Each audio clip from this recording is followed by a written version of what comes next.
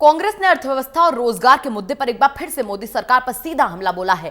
कांग्रेस नेता अभिषेक मनु सिंघवी ने घटती नौकरियां, आशंकित जीडीपी और राशन वितरण व्यवस्था पर सवाल उठाए हैं। सिंघवी ने शिवराज सरकार पर भी तीखे हमले किए।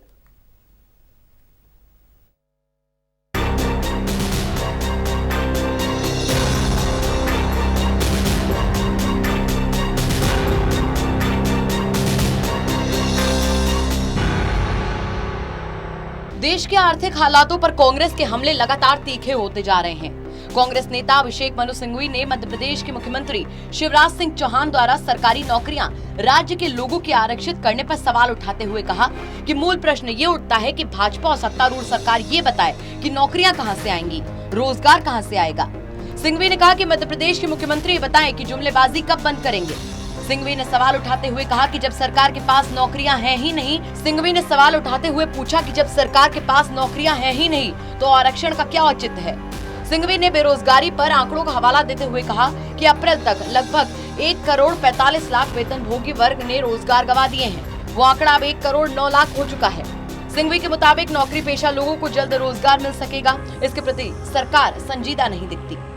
आर्थिक व्यवस्था, रोजगार से संबंधित एक त्रिकोण, 3 मुद्दे जो बहुत निकट संबंध रखते हैं एक दूसरे से। रोजगार, दूसरा आर्थिक ढांचा, जीडीपी, आर्थिक दृष्टिकोण, और तीसरा खाद्य सुरक्षा।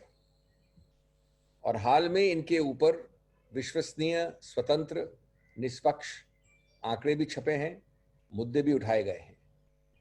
और इनसे प्रश्न ये उठता है, मूल प्रश्न जो उठता है कि भाजपा हमको बताए, सत्तारूढ़ सरकार हमको बताए कि नौकरियां कहां से आएंगी, रोजगार कहां से आएगा।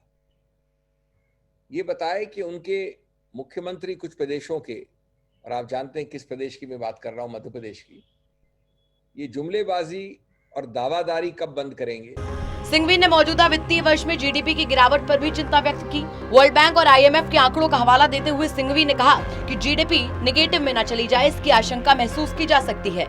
सिंघवी के मुताबिक संवैधानिक और जमीनी आर्थिक आपातकाल में अंतर है, लेकिन हालात मंदी से बढ़कर डिप्रेशन में पहुंच गए हैं। 17-18 में भी लगभग 7% जीडीपी का ग्रोथ रेट थी। मैं फाइनेंशियल ईयर की बात कर रहा हूं। ये गिर गई 1% से 6.1% 18-19 में, यानी एक साल में करीब करीब 1% गिर गया। 1% करोड़ों, लाखों करोड़ों रुपए की बात होती है, देश के लिए बहुत बड़ी चीज होती है। उसके बाद 19-20, और याद रहे 19-20 कोविड और कोरोना का साल नहीं है। कोरोना आया है, हमारे ये भयानक पैंडेमिक आया है फरवरी से या जनवरी से। मैं 19-20 पूरे फाइनेंशियल ईयर की बात कर रहा हूं। 4.2 का रेट है, यानी 7 से 6, 6 से 4.2, 3 वर्ष में।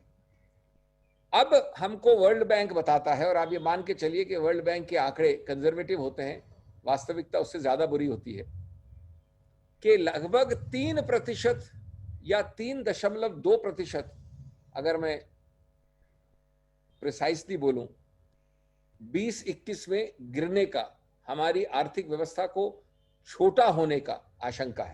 कोरोना काल में गरीबों को राशन वितरण का मामला उठाते हुए सिंघवी ने कहा कि महामारी के विषय में एक नई रिपोर्ट के अनुसार लगभग 5 में से 2 लोगों को राशन मिला, यानी कि सिर्फ 40%, यानी 50% से ज्यादा गरीबों को कोरोना काल में खाद्य आपूर्ति तक नहीं हो सकी। तरुण कालरा, टोटल न्यूज, दिल्ली।